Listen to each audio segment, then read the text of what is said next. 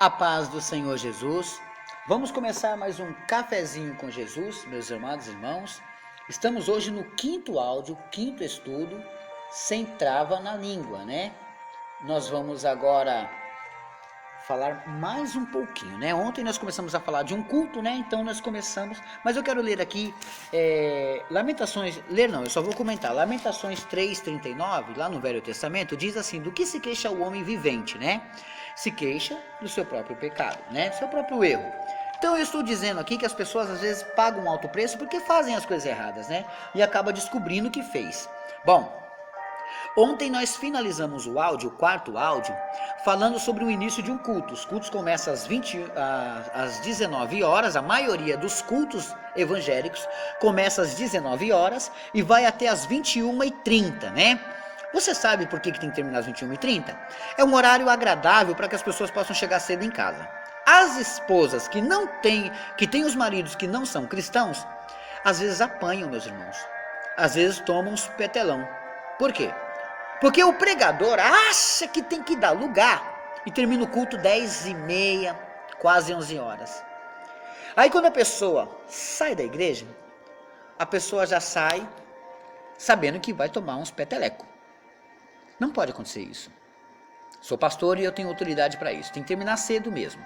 Dá mais tempo para a palavra. Mas vamos lá que eu tenho muita coisa para falar ainda, né?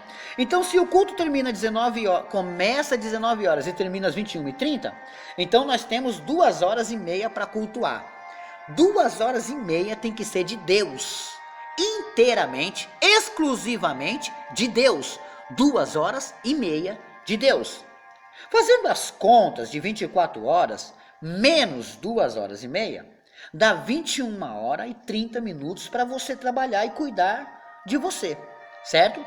Então você tem o tempo suficiente, mas quanto mais a gente tem tempo, mais a gente arruma alguma coisa para ficar como compromisso. Para Deus ninguém tem tempo, né? Olha só. E os cultos não são todos os dias, vamos lá? Vamos pôr por semana, será segunda, quarta e sexta e domingo. Vamos dizer que os cultos sejam assim, ó. É só um exemplo, tá? Só para ter uma noção. Então, por ano, você cultua... Eu tive que fazer essas continhas só para você ter uma noção. Por ano, você cultua a Deus assim, ó. De 365 dias, menos 144, você tem 221 dias para você. E os 144 dias para Deus. Amém até aí? Se não houver nada para diminuir esses 144 dias, porque tem os dias que você vai faltar, os dias que está chovendo, os dias que você está desanimado, pronto, os 144 cai, né? Entendeu até aí? O pouquinho de tempo que você tem para Deus, você ainda perde mais um pouco. Então, um dia de culto é assim, meia hora de oração, vamos lá, meia hora de oração. Sobrou 2 horas de culto. Você tem agora 2 horas de culto que tem que ser dividida, meus irmãos. O pastor sabe dividir isso, né? Sendo que alguns chegam no final da oração. Espertinho eles, né? Chegam no final da oração. Agora vai um recadinho de pastor para você. Se o culto começa às 7 horas, começa a se arrumar às 6. Seus enroladores. Porque o culto não é para mim, o culto tem que ser inteligente e racional para Deus. Se o culto começa às 7 horas, esteja no culto 7 horas. Não chega 7h30, porque já perdeu a oração. Pastor, mas eu tenho filhos na escola. Eu sei, se você tem, é outros 500. É que eu chego do serviço, só dá tempo. Tudo bem, tô falando com os que gostam de enrolar, tá? Então, se a pessoa chega 7h30, 2 horas de cultos é o que sobrou para ela, sendo que alguns chegam no final da oração, como eu disse, né? E outros que chegam cedo, oram uns 5 a 7 minutos. Você não tem mais palavra para falar com Deus? Você está entendendo? Você precisa de uma bênção. Ele é o ser que vai dar a bênção. Só que você chega lá, você tem meia hora para falar com ele. Pastor, mas meia hora é muito tempo. Não, no ministério que eu pertencia, eu orava 1 hora. Mas não é por muito falar assim, esse versículo funciona para outras pessoas, não para mim. Eu tinha muito o que falar com Deus, porque eu falava da minha família, de mim, pedia perdão, agradecia, orava pelas cadeias, pelos hospitais, pelo governo, eu orava por tudo. Tá entendendo? Agora vem com frescurinha que 5 a 7 minutos tá bom para você. Como é que é essa oração? Senhor, meu Deus, meu Pai, exaltado no sublime trono. Amém. Assim? Não. Oração é falar com Deus. Eu tenho que bater um papo com Ele. Eu tenho que falar com Ele. Senhor, perdoa, Pai, perdoa. Eu não devia ter feito aquilo, eu fiz. Senhor, ajuda aquela mulher, Pai, tá com aquele problema, aquela situação. Pai, cura aquela pessoa. Eu tinha que falar com Deus. Mas vamos lá. 5 a 7 minutos. Olha aí que culto. Eu sei que não é por muito falar, como eu disse aqui, que seremos ouvidos. E nem pode haver repetições, também sei disso. Mas ninguém pode durar um pouco mais de oração? Só um pouquinho? Não consegue durar um pouquinho mais de oração? Portanto, meus irmãos, temos 2 horas de culto, vamos lá. Depois da oração, nós vamos para os louvores, né? E é dada a oportunidade individual, porque agora é a hora de adorarem a Deus em louvor. Tudo isso, preparação para a palavra. Aí, aos poucos, os poucos que vão louvar, já vão justificando. Irmão, não tenho uma voz apropriada, nem sou cantor, eu uso o Salmo 150 aqui para que não haja essa palavra. Para de já pegar a oportunidade dizendo que você não repare na minha voz, que eu não sou cantor. Irmãos, que isso? Louve com a voz que você tem e acabou, tá?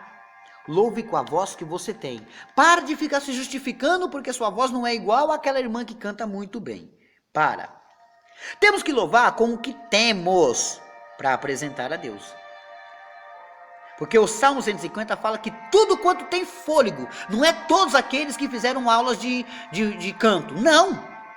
Está escrito isso? Está escrito que tudo quanto tem fôlego lá no Salmo 150. Não está dizendo que só os que têm voz afinadas, não. Mesmo que o irmãozinho não tenha voz afinada, vai lá e pega a oportunidade. O problema é na orelha de quem estiver ouvindo. Mas tem que dar a oportunidade e deixar cantar, é assim que o Senhor manda. Amém?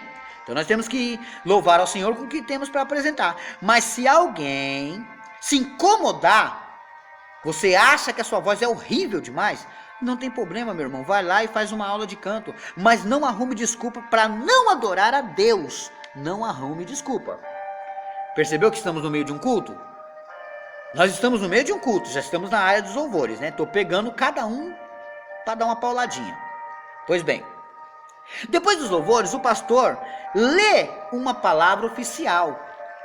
E se vê um grande movimento na igreja, bem na hora que o pastor está lendo a palavra oficial. Criança andando para lá e para cá, outras quase dando na cara da mãe, outras quase indo para a rua. E aquela criançada vai para lá e para cá. Minha filhinha também faz isso. Mas do púlpito eu dou uma olhadinha para ela, ela já sabe e corre para o lado da mãe. Sempre você tem que tomar cuidado, porque as crianças vão fazer mesmo. Só que você tem que educá-las, tem que conversar com elas. Ensina elas. Pega no pé. Pega no pé. O pastor está lendo a palavra lá e está aquela maior bagunça na igreja. Criança andando para lá e para cá, como é que pode? Quase indo para a rua. Aí, meus irmãos, nesse exato momento, o obreiro vai chamar a atenção da criança e a criança chora. Ela chora. Talvez um pouquinho mimada demais, né? A mãe e o pai já não gostam da chamada de atenção. O que eles fazem? Vão lá tirar satisfação com o obreiro. Como se ele não tivesse autoridade de cuidar da porta de Deus. Para que as crianças não fiquem andando para lá e para cá. Pode vir um carro e atropelar um filho. Mas e os pais? Estão desligados dos filhos. Será que estão bem ligados no culto mesmo? Os pais não educam e não permitem que outros venham educar. É como a frase de Pitágoras, meus irmãos. Eduque as crianças e não será necessário castigar os homens. Quando Pitágoras disse isso, parece que ele estava vendo os cultos nossos, né? Eduque as crianças de hoje, para que um dia não tenha que castigar os homens. E aí? Como é que fica a situação quando você vai para um culto? Então é melhor deixar em casa. Não, leve as crianças, mas ensine ela a cultuar a Deus. É como se fosse assim, eduquem seus filhos hoje para não prendê-los quando eles virarem bandidos amanhã. Por quê? Pastor está profetizando. Não, estou dizendo que eles podem errar se você não educar hoje. Está entendendo? É assim que acontece. Meus amados irmãos, eu finalizo aqui hoje. Amém? E amanhã tem mais. Amanhã eu continuo. Amém?